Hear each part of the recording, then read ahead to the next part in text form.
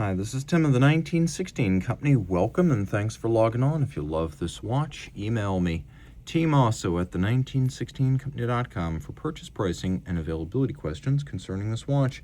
And this watch is a beautiful Garrick S2 central seconds, 42 millimeters in diameter, 904L stainless steel.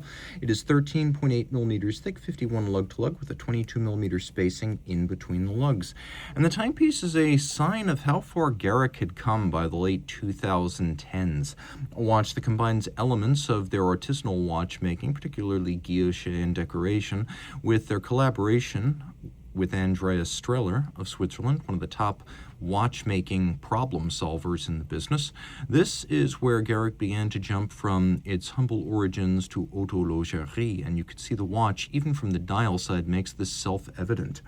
The timepiece features their UTG03 movement, and perhaps you could see more of it from the dial side than on the case back, though we will examine both of them in turn.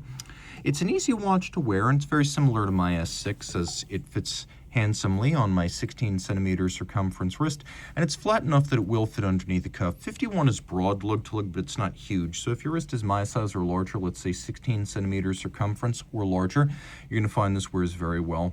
The folks from Norfolk understand you can build a bigger watch, but not a bigger client, so they've kept that lug-to-lug span pretty static over the years, and the fit here will be appropriate for a large range of wrists of 16 cm and up.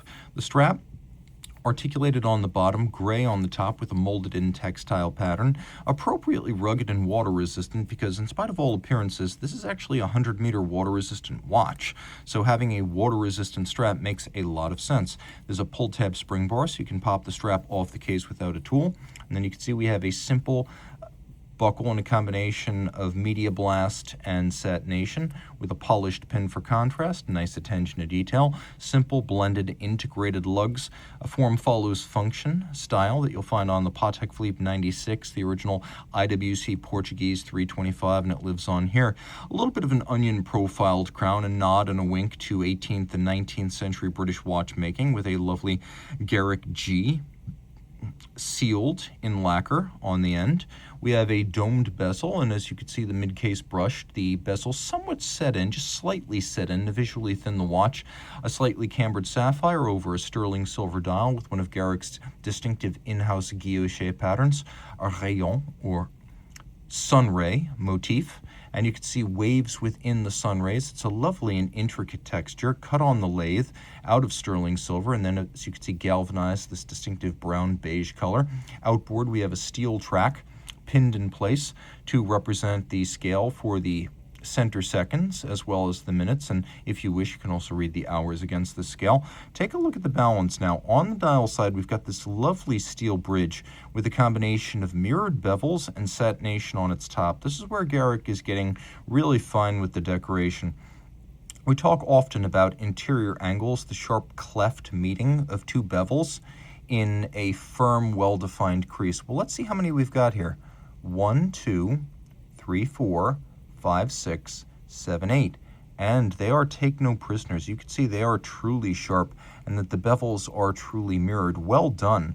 And in a high scrutiny zone like the dial side of a watch, there's no room for any kind of sloppiness or error. And as you can appreciate at close range, and we are at very close range, it's immaculately done.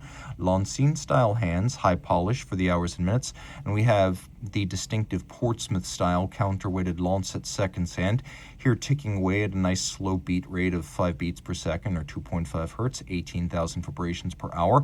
You can see that with Streller, a few upgrades here to over a standard pocket watch style caliber. We've got a hack mechanism for one, but we've got a lovely free-sprung balance of Garrick's own fabrication with horizontally opposed paired screws. They're moved in pairs to change the polar moment or turning force to fine-tune the timing, and Garrick advertised these watches as being no worse than -3 + 3 seconds. That's bold when many brands charging tens of thousands more won't allow themselves to be held to any particular standard. You can also see here that with a full balance bridge and a free-sprung architecture, it is a quite durable thing designed with a sports watch style bridge and free-sprung balance. It can take a hit and not suffer deviation in timing, especially since there's no mobile stud index to alter the timing of the balance. Out back, you can see it's a fascinating finish. We have this lovely sort of very gentle frosting, and the closer you get, you more easily appreciate the fineness of that texture.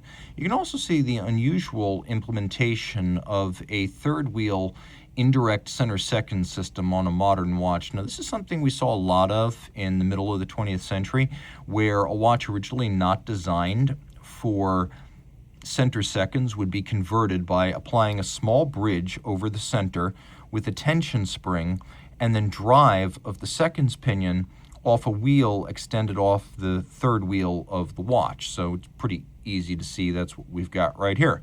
So we've got the crown wheel, we got the ratchet wheel over the balance, we have this lovely vintage evocative woodpecker style extensible click, which along with its spring is entirely mirror finished. By the way, note the polishing of the teeth as well as the media blast of the wheels here, just beautiful stuff.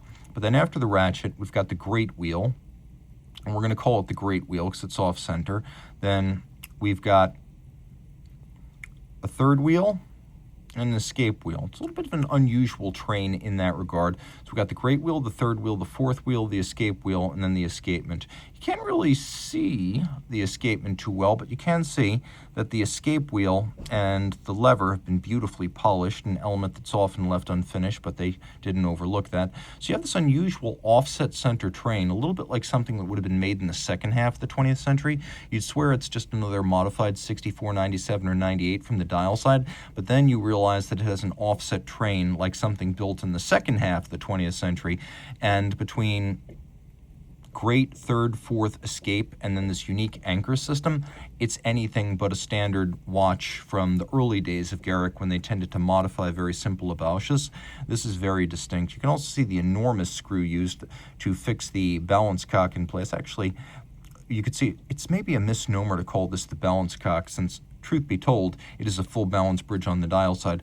We'll call it the substructure. We have other screws that are blued. You can see we also have screws that are polished, so you get an element of both. And if you look carefully, you can see that the mirror polishing, or the anglage, on the edge of the bridges where featured, quite well done. We also have a golden chaton jewel setting for our great wheel, our fourth wheel, and then our escape wheel. And this is a nod to the way pocket watches would have been made before jewels were commonly pressed directly into bridges and plates. It was best to create a precision golden cup, press the jewel into that, and then set that in the bridge or plate and fix it in place using screws. Today, it's a nostalgic touch, not necessary, anachronistic, and beautifully so. You can also see satination on the base plate, which is a lovely look. And if you look at the locating pegs that help to locate these substructures, you could see that the pegs which help to locate the structures on the base plate, they have actually been polished on their tops, which speaks to the attention to detail. And when you start tilting the watch, you can also see the attention to the bevels surrounding some of the elements of the drivetrain. It's really well done, and it's definitely a step up from my S6, for example, or an S7. And a watch that offers just a ton of refinement in an unexpected package out of Norfolk, England. This is bringing back British watchmaking in the best possible way. Manual wind, 45-hour power reserve, 19 jewels. We talked a lot about some of the decorative elements, the timing tolerances, and the unexpected 100-meter water resistance. I mentioned 904L steel, something that's typically associated with Rolex. Well, there's nothing super exclusive about it. It does cost more if you're going to make millions of cases. But on the other hand, if you're going to make just a few dozen a year like Garrick, it pays to spend a bit more and get a type of steel that is able to withstand salt and sea exposure and not corrode if you fail to rinse it. So lots of thoughtful refinements here. I'll also mention that it sets really nicely. There's hardly any dead angle in the crown. From the time you start turning it, the minute hand jumps with alacrity, and the winding action and the feel of this distinctive click is quite positive. So they know the little things like the tactile sensations. And the tactile sensations here for setting, for winding, outstanding. You can even see the use of a screwed-in case back, heavier duty than you would expect in this product class, sort of a classic dress watch made modern. More versatile than you think. It could be your one and only. Reach out to Team Mosso at the 1916company.com for purchase and pricing details.